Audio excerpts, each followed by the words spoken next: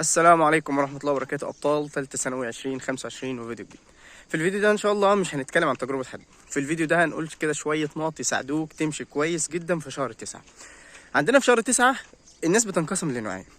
القسم الأول بيكون لسه أصلا ما بدأش ولسه مش عارف يبدأ إزاي، والدنيا بالنسبة له مش متظبطة خالص، ودول الحمد لله نسبة قليلة جدا. والقسم التاني بيكون ناس بدأت فعلا، بس يعني ايه، لسه ما وصلش لأقصى نقطة في مستواه، لسه عنده بعض القصور في البدايات. فهنحاول مع بعض كده في الفيديو ده ان احنا نعالج القصور ديت، وان احنا نحاول نوصل لأقصى نقطة في مستوانا. فكوباية شاي كده جميلة، ويا اما اطلع اتمشى كده شوية وحط الهاند فري في ودانك واسمع الفيديو ده زي ما انا بصوره وانا بتمشى كده دلوقتي. عندك يا صديقي شهر 9 ده يعني ايه؟ المفروض بقى تتحط رجلك على الطريق بجد. ده البدايه اللي المفروض خلاص، يعني بسم الله ثانويه عامه بدات خلاص كده. ما ينفعش العب، ما ينفعش اهزر كده، الا بنظام. يعني قلنا زي ما احنا قلنا الا بنظام. قبل ما ابدا الفيديو كمان عايز اقول لك حاجه. يقول الامام ابن الجوزي رحمه الله: سنين الجهد ان طالت ستطوى، لها امد وللامد انقضاء، لنا في الله آمال وسلوى، وطول الليل يعقبه الضياء. فانا عايزك خلي عندك امل في الله عز وجل. قبل ما نبدا اي حاجه كده خلي عندك امل في الله عز وجل، خلي عندك عزيمه، خلي عندك اصرار. وادي قاعده خلينا نكمل تصوير الفيديو. مبدئيا كده بالنسبه للناس اللي لسه ما بداتش، خلاص مفيش وقت، الحق نفسك علشان الدنيا كل مدى ما بتزداد سوء عن الاول. فانت مهم جدا ان انت خلاص تبدا تستدرك ان انت خلاص اصبحت اصبح في مشكله بالنسبه لك، واصبح لازم نحاول نحل المشكله دي. تمام؟ فكونك تدرك ان في مشكله دي اول، يعني ده يعتبر كده نص الحل. النص التاني ان انت تبدا تشتغل. تمام؟ فانا علشان كده بصور لك الفيديو ده، بقول لك الحق نفسك، الحق نفسك صدقني. وانا لا اؤمن بالصدف، يعني والله انا لا اؤمن بالصدف. فانت لو ظهر لك الفيديو ده وانت فعلا محتاجه، صدقني فدي رساله من ربنا عز وجل ليك يعني. وهقول لك على نقطة مهمة جدا تتعامل بيها في التراكمات. أول حاجة ابدأ اعمل خطة. يعني إيه اعمل خطة؟ اعمل جدول. والله اعمل جدول. هتقول لي أنا ما بحبش الجداول وما بمشيش على جداول، بس صدقني يعني الدماغ المترتب بينجح. أنا لما أصحى من نومي كده عارف أنا عندي 1 2 3 عاوز يتعمل النهاردة، حتى لو مش هعملهم أو حتى لو جيت في نهاية اليوم وما عملتهمش. فصدقني أنا أحسن من واحد كان ماشي بشكل عشوائي ولقى نفسه مثلا في نهاية اليوم ذاكر درس ولا درسين ولا أنجز مهمة ولا مهمتين. صدقني الدماغ المترتب بينجح. وقلت في كذا فيديو قبل كده اعمل ليك كشكول كده بتكتب فيه المهام بتاعتك كل يوم. تمام؟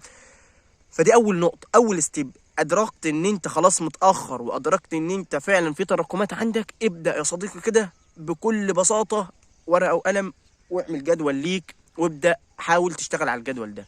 وزي ما بنقول الدماغ المترتب بينجح. خلي دماغك مترتب. نام وانت عارف انت قايم بكره الصبح عندك ايه عاوز يتعمل. دي اول نقطه.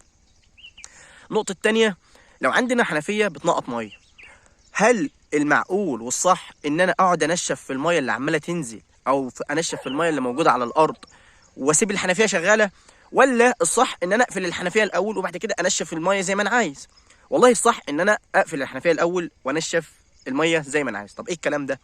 انا اقول لك ايه الكلام ده. دلوقتي احنا في تراكمات علينا. تمام؟ جميل جدا. اعمل ايه في التراكمات اللي متكومة فوق الدماغ ديت من الشهر الاولاني؟ والله يا صديقي ذاكر الجديد. يعني دلوقتي كده انا عندي مثلا بدأنا في الاحياء في الباب الاول مثلا، خدنا اول درسين وبدأنا في الثالث. انا عاوزك الثالث ده ما يبقاش فيه عليك حاجه منه متراكمه. اللي تاخده من الثالث ده ذاكره. طب الاول والثاني مش مذاكرهم، هترجع تذاكرهم واحده واحده. بس الاول اقفل الحنفيه، اقفل الجديد، او اي حاجه تاخدها جديده قفلها الاول. يعني اي حاجه تبقى جديده عليك لازم تتقفل خلاص. دي ما ينفعش ان انا اقعد اذاكر في القديم واذاكر في المتراكم والجديد عمال يشر عليا برده من فوق كده. لا، اقفل الحنفيه الاول وبعد كده اللي فايت هتلمه مع الوقت. فدي نقطه مهمه قوي، نقطه مهمه قوي. يعني ذاكر الجديد الاول، خلص الجديد، شطب على الجديد، والقديم هيجي مع الوقت. تمام؟ جميل. النقطة الثالثة واللي هي المفروض كانت تبقى أول نقطة، الاستعانة بالله عز وجل. هنفضل نتكلم عنها. يعني أنت من دون الله لا شيء، أنت من دون معية الله لا شيء. كده مفيش واحد فينا يعني هيقدر يعمل حاجة بدون ما ربنا عز وجل يعينه. فعليك دايما كده بقول الله عز وجل، بقول الله لا حول ولا قوة إلا بالله. لا حول ولا قوه الا بالله. افضل دايما كده، كل ما تلاقيها مقفله معاك افضل قول لا حول ولا قوه الا بالله. والله لا حول يا رب ولا قوه لي على المذاكره ولا السهر ولا طلب العلم الا بيك. انا مش هعرف، انا ضعيف، انا عبد ضعيف، انا عبد ذليل والله. دون يعني انا من دون معيتك دون. شوف انا قاعد فهوت في زراعه وفوقيه السماء، وانا والله بقول له والله انا من دون معيتك دون. والله انا من دون معيتك دون. خلاص انا من غيرك والله ما اعرف اعمل حاجه، والله ما اعرف اعمل حاجه. فعلشان كده خليك مدرك ان هي من عنده، وعلشان ولو ادركت ان هي من عنده ابدا ارضيه وما تضيعش فرض، ابدا ارضيه وما تعملش ذنب، ابدا ارضيه ويعني ايه ما ترتكبش معاصي. النقطة اللي بعد كده، ارمي التليفون من ايدك بقى، ارمي التليفون اللي في ايدك ده، والله بجد التليفون اللي في ايدك ده هو اللي معطلك، والله بجد هو اللي معطلك، هو اللي مخليك مش عارف تركز، هو اللي مخليك مش عارف تجتهد، هو اللي مخليك مش عارف تشتغل، هو اللي مخليك مش عارف تعيش حلمك. فصدقني والله ما هيفوتك حاجة، والله ما هيفوتك حاجة. فاعمل لنفسك كده جدول بقى كده، وارمي التليفون ده بعيد خالص كده وابدا اشتغل. هقول لك على حته التجربه تعملها، والله انا واثق انك لو طبقتها هتنجز معاك وهتحس بكميه طاقه. يد والله الانجاز، والله الانجاز بيجيب انجاز، والمذاكره بتجيب مذاكره، والجهد بيجيب جهد، والتعب بيجيب تعب، وكده هي كده. فانا هقول لك على، عارف يعني، في حاجه اسمها مشروع اليوم الواحد، كان علي محمد علي اتكلم عنها، والحمد لله انا طبقتها في حاجه هتكلم عنها في فيديو لوحدها ان شاء الله. حط لنفسك كده يوم، انا في اليوم ده هجيب كل التراكمات اللي عليا مثلا في ماده الاحياء، مش هعمل حاجه غير المهمه دي.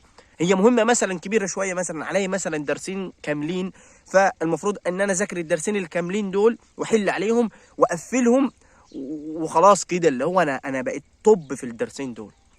اقف مع نفسك كده وقفه وتعالى على نفسك كده في يوم واحد، جرب، بس جرب يعني، اكسر الحواجز ولو لمره واحده، اكسر الحواجز ولو لمره واحده. يعني مثلا انت حاطط لنفسك مذاكره مثلا كل يوم 3 ساعات عشان انت كنت لسه بقى في اول شهر وبتاع، لا، تعالى كده اقف مع نفسك وقفه وقول لنفسك انا النهارده مثلا السبت اهوت، هنبدا بكره السبت كده، انا هحط لنفسي جدول وهذاكر في اليوم ده 7 ساعات. حط لنفسك بالك كبير كده وجرب واشتغل. هي كده، هي ارمي نفسك، يعني ارمي نفسك، ما تستناش لما الظروف المثاليه تبقى احسن حاجه. ارمي نفسك يا عمي، والله بجد ارمي نفسك، ومع الوقت هتتطور، ومع الوقت هتتحسن، ومع الوقت هتبقى احسن حاجه. هي البدايه، يعني الفكره في البدايه، يعني دايما البدايات بتصنع الفرق، البدايات بتصنع الفرق. ابدأ واستعن بالله كده ولا تعجز. خد وصية حبيبك النبي صلى الله عليه وسلم، استعن بالله ولا تعجز. يا ابني ما تيأس والله يا ابني، انت لسه في الاول ومعاك وقت كتير جدا.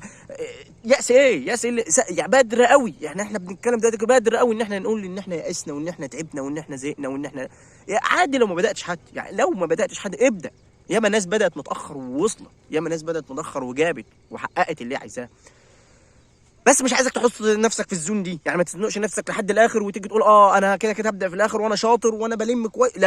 لا ما تضمنش، يعني يمكن تعيا بعد الشر عليك مثلا، او يحصل ظرف من الظروف يخليك، يعني ظرف قهري يخليك ما تعرفش تذاكر. لا، فما نحطش نفسنا في الزون دي. ابدا من دلوقتي كده واجتهد من دلوقتي كده، واقفل على نفسك وخلي لنفسك حلم وحط لنفسك هدف، حتى لو انت كنت بادئ بدايه عاديه، حتى لو انت كنت بادئ بدايه بسيطه جدا، عادي يا باشا، والله بجد عادي. وانت ما تقلقيش، ومش كل شويه تعيطي، ومش كل شويه تحس ان هي هتتدمر فوق دماغك وهتتطربق فوق دماغك في الاخر، وان انت مش قد حلم ثقه اهلك مثلا. لا، خلي في ثقه كده في ربنا عز وجل، وخلي عندك ثقه في نفسك كده، وان انت لا ان شاء الله تقدر، وان شاء الله حلمك تقدر تحققيه وتقدر توصل اللي انت عايزاه. فكده هي كده بس. فلو اي حد بقى عنده مشكله سيبوها لنا في الكومنتات، وان شاء الله نحاول نحلها مع بعض في كل اسبوع كده في فيديو في طلبه الثانويه العامه، واحنا معاكم طول السنه ان شاء الله، يعني طول السنه ان شاء الله مش هنسيبكم. بادئين برنامج اللي هو تجارب ثانويه عامه كل اسبوع، هنحاول كده يعني 3 اسابيع، ومثلا اسبوع نخلف مثلا نتكلم في حاجه معينه في مشكله، او اسبوع واسبوع زي ما تحبوا، يعني قولوا لنا في الكومنتات انتوا عايزين ايه واحنا نعمله ان شاء الله. وباذن الله كلكم يعني تحققوا احلامكم وتوصلوا اللي انتوا عايزينه، ونراكم في فيديوهات تانية جايه ان كان في العمر بقيه. والسلام عليكم ورحمه الله وبركاته.